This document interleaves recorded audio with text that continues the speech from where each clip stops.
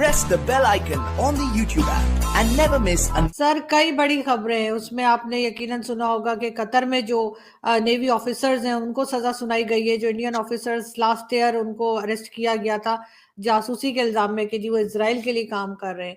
उसके साथ sir Canada में के लिए भी जो है इंडिया कह रहा है कि उनको एफएटीएफ में लेके जाएंगे। फिर पाकिस्तान की अगर हम बात करें तो मौलाना फजलुर रहमान के साथ पीटीआई के लोगों ने मुलाकात की है। बहुत कुछ बदलता हुआ दिखाई दे रहा है यहाँ पर भी। बिल्कुल।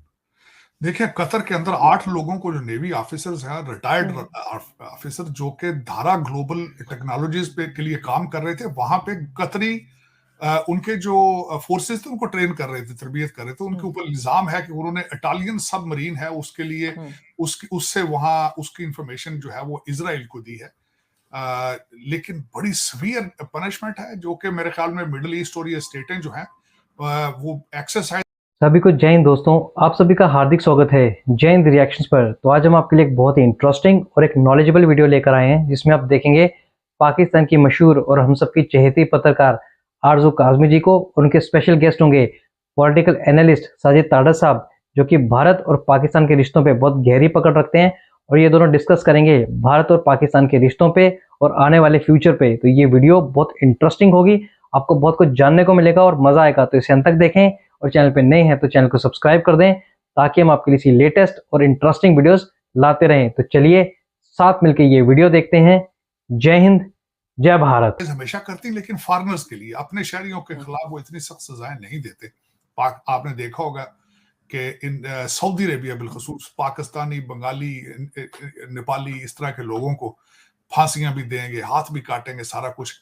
लेकिन मैं समझता हूं कि जासूसी के एलिगेशन के ऊपर इतनी सख्त सजा देनी, मैं बहसीते स्टूडेंट ऑफ लॉ में ये बताना चाहता हूं कि सजा जब दी जाती है उसके कई एलिमेंट होते हैं कि जो इंफॉर्मेशन दी है इन्होंने, उससे जानी नुकसान कितना हुआ है, किसी मुल्क को कितना नुकसान हुआ है, उसकी सजा की नौयत, इन सारे माली नुकसान हुआ है, रिप्यूट का नुकसान हुआ है, उसका तखमीना, ये सारी चीजें लगा के उसको किया जाता है।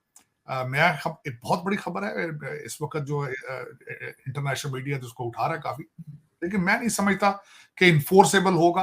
भारत का इन्फ्लुएंस इस वक्त is on the peak, 5th largest economy on the planet. और फिर उसके बाद ये है कि उनका डायस्पोरा की स्ट्रेंथ जो है वो खैर उसमें दो चीजें आती हैं कि वो उसके प्रोज एंड कॉन्स में वो कुछ चीजें प्लस हैं, कुछ नेगेटिव हैं। कतर के अंदर भी बहुत ज्यादा भारतीय काम करते हैं, तो उसका जब आप उनसे चीजें नेगोशिएट करते हैं, स्ट्रेंथ भी होती है, वीकनेस भी होती है कि अगर कल कोई ये हमारे लोगों को वहां से निकालें तो फिर क्या होगा। लेकिन मैं नहीं समझता कि वहां तक चीजें जाएंगी, क्योंकि आपने देखा होगा कि कनाडा के साथ जब दोनों कंट्री एक दूसरे के आमने सामने आए, तो जस्टिन ट्रूडो को भी कहना पड़ गया था कि 5th लार्जेस्ट इकोनॉमी, और भारत का role due to the global south और साउथ चाइना सी के अंदर जो उस वक्त उनकी इंपॉर्टेंस है, उनको देखते हुए इतना आसान नहीं होगा उनको चैलेंज करना। और कनाडा भी बैकफुट पर है।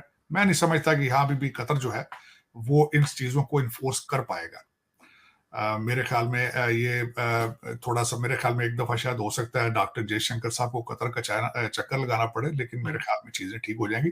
यहाँ पे ये मेंशन भी करना जरूरी होगा कि 7 जो मिडिल ईस्ट स्टेटें हैं, उन्होंने मोदी साहब को हाईएस्ट सिविलियन अवार्ड दे रखे हैं उन्होंने।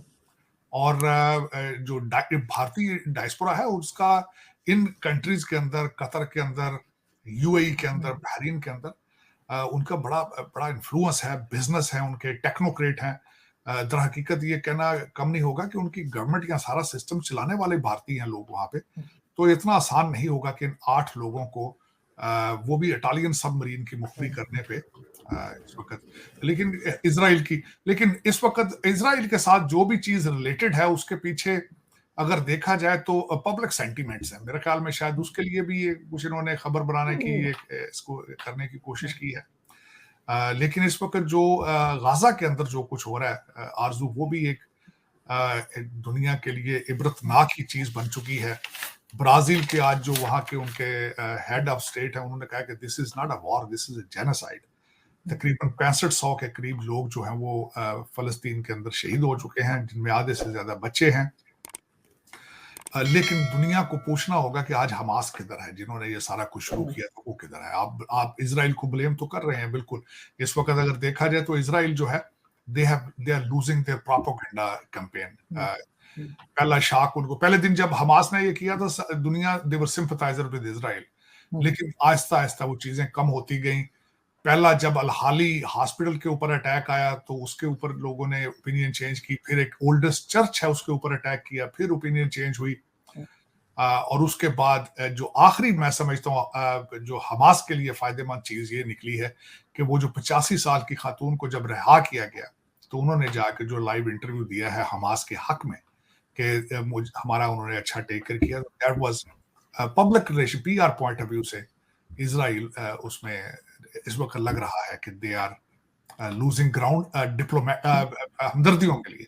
लेकिन दूसरी तरफ पे वो जंग जिस तरह मैंने अब बताया, और कौन सा ये पहली दफा हुआ है, इजराइल जो है वो आपको पता है this don't stop their missions जब तक वो अहदाफ अपना हासिल नहीं कर लेते। इस वक्त उन्होंने ग्राउंड इन्वेजन तो शुरू नहीं की है, हर रोजाना डेली बेसिस पे कह रहे हैं कि हम ग्राउंड इन्वेजन शुरू करेंगे। हालांकि जो बाइडेन ने इन्होंने कहा था कि आप ग्राउंड इन्वेजन की तरफ ना जाएं, उसके दो नुकसानात होंगे। एक, उन्होंने कहा था कि अमेरिका के तजर्बात से फायदा उठाएं। सितंबर 11 के बाद हम अफगानिस्तान में गए थे तो आज तालिबान वापस आ चुके हैं, एक तो उन्होंने ये वार्न किया है। दूसरा, उन्होंने खदशा ये जाहिर किया था कि अगर आप ग्राउंड इन्वेजन करेंगे तो ईरान हो सकता है और हिजबुल्लाह, लेबनान इसके साथ इसके और सीरियन ये इस जंग में आए और ये जो वार है स्पिल ओवर हो जाए। इस वक्त अगर देखा जाए तो जो चीजें बड़ी सेंसिटिव हैं, 6 शिप कैरियर जो थे चाइना के, वो अमान के अंदर अपनी एक नेवल एक्सरसाइज कर रहे थे और उसके बाद उन्होंने वापस जाना था, लेकिन वो एक्सरसाइज करने के बाद वहीं रुक गए हैं, जो कि इस वक्त अमेरिका के लिए बड़ा सीरियस कंसर्न है। हालांकि यहाँ पे जो चाइनीज एम्बेसडर हैं और आजकल फॉरेन मिनिस्टर जो चाइना के वो भी अमेरिका के दौरे पर हैं, क्योंकि अगले महीने यहाँ पे चाइना के प्रेसिडेंट शी चिंग आने वाले हैं। उन्होंने ये कहा है कि हमारा इसमें मिलिट्री का कोई इरादा नहीं है, लोगों को इवैक्यूएट करने के लिए हमारे 6 शिप यहाँ खड़े हैं। लेकिन वो ये तो दूसरों को भी नजर आ रहा है।